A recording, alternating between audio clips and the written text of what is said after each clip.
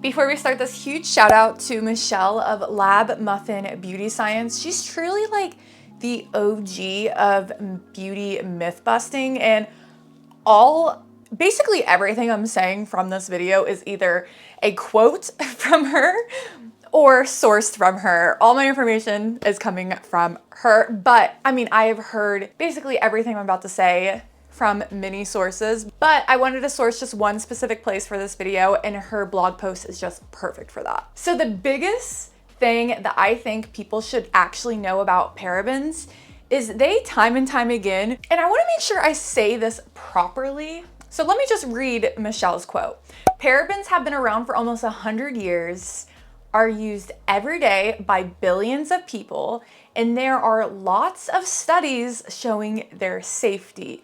Yet there still hasn't been a study showing a convincing link between paraben use and negative health effects, apart from reactions in those few unlucky people with paraben allergies. She goes into detail the specific study that was done on parabens that supposedly showed a link between breast cancer and the use of parabens.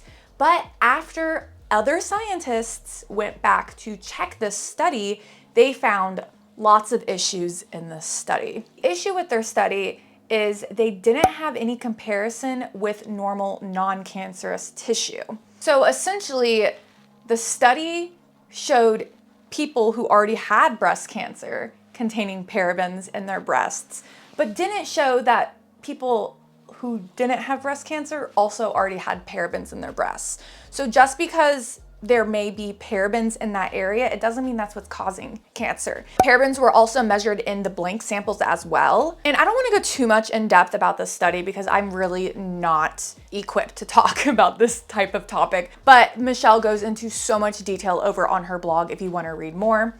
She even debunks that the EU, they don't ban parabens. She actually just posted a video 22 hours ago on her YouTube shorts. If you guys want to go watch that, link down below.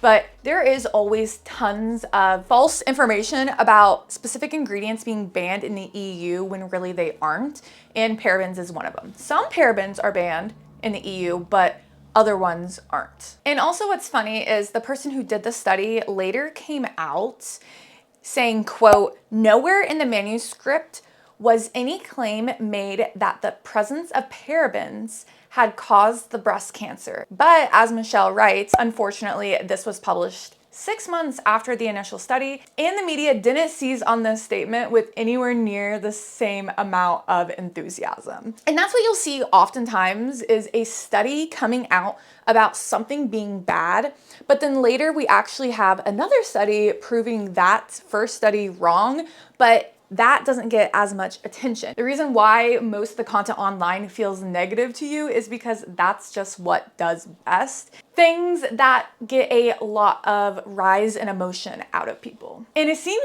like that is really what is popular these days. It is just so hard to just do a little hobby on the internet now. Nobody wants to see that. Everybody wants to just like argue, it seems like nowadays. So overall, the point I'm trying to get across in this video is that parabens aren't actually dangerous, and they are the preservatives that we actually have the most data backing up.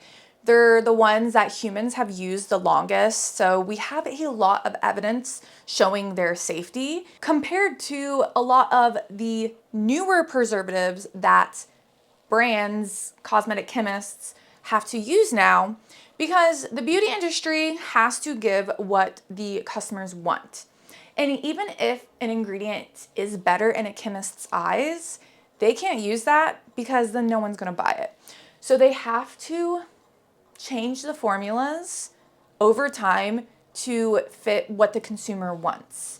And if everyone's scared of parabens, they're not going to use parabens. So that is why you will see paraben free as a marketing statement on products. It's not about your safety. It's about marketing. But yeah, I even seen a comment underneath one of Michelle's videos. It was, I specifically look for products made with parabens because I know it won't burn my face. And I find that so relatable. My face is so sensitive, and typically products that have like a lot of natural extracts and a lot of these marketing terms that people like, those products always make my face tingle. And something else I want to mention is that since we have so much information about parabens and evidence showing how well they work, now brands have to use different preservatives, right, to get the customers to buy their products. So like I said, they're using these preservatives that don't have as much evidence and research behind them. So now we are seeing a lot more products being recalled. Now, this is just my own personal opinion of what I've seen, but I've noticed a lot of these like natural brands, they get popular from the internet, right? Direct to consumer. And then eventually they go into stores like Target or Walmart, but their preservative system isn't long enough to sit on the shelves. So then those products end up spoiling. So it ends up going back on the consumer. We're buying these natural products for more. Say you're spending like $30 on a big natural face wash that you got at Target, and it spoils before you even get to use it up. That cost falls on you. Now you need to go back and purchase another bottle, and that company made more money. So that's just something else to think about, is that using these products that are natural, that spoil faster, is kind of just another way for a brand to sell you more product. That's just something I'm making up, something of my own observation. I know, just something to talk about. Trying to start more conversation here on my channel. Don't want to fight. I just kind of want to have a conversation. Let me know your thoughts down below. And yeah, what else do you want me to talk about in the beauty industry? There are so many like things said in the beauty industry that aren't true. Lab Muffin Beauty Science has so much content about this. Go check her out. And let me know if you guys want me to talk about any other topics. I'm not a scientist, no credentials here. I just like to read stuff online, and I like to make products, and I like to remind you not to trust everybody online, while also telling you your information. Sorry, it's just funny. I'm like, don't believe anyone online, and then I'm like, but also like, believe me because they're lying. But like, I don't know. I'm just trying to like make you not scared of chemicals. I did a video on chemophobia if you're wondering, because woo, that stuff sucks. All right, later. Also, don't forget to go over and check out my Patreon, where I post 2 exclusive videos every single month. So there is a ton of videos you can go over and binge watch for only $5 a month. Also, if you don't have access to Patreon in your country, you can sign up as a YouTube member instead. If you sign up for the $10 tier on my Patreon, you get a shout out for your small business. I'll have all these brands linked below. naturesmagicllc.com.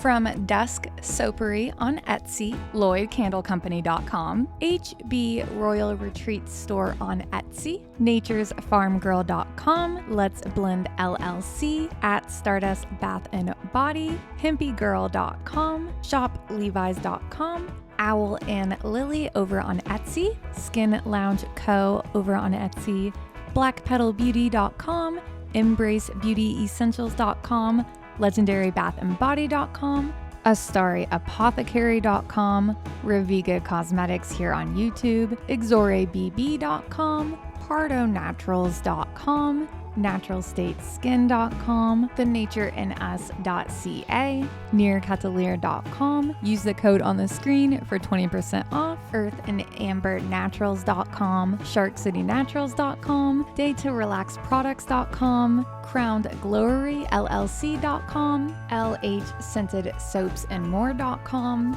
JanaeRose.com, Health Nut Beauty on Etsy, VelvetTemptations.com, JourneyRoseBeauty.com, CHRBrands.com, Homestead Life Goods on Etsy, CanelaBathandBody.com, MadhouseMamaSoaps.com, XPO.com, Mystical Morning on Etsy, 7th House and Oak on Etsy, and MyCrownandGlory.com. Thank you so much for you guys' support. Without you guys over on Patreon, I wouldn't be able to do what I do, so thank you so much.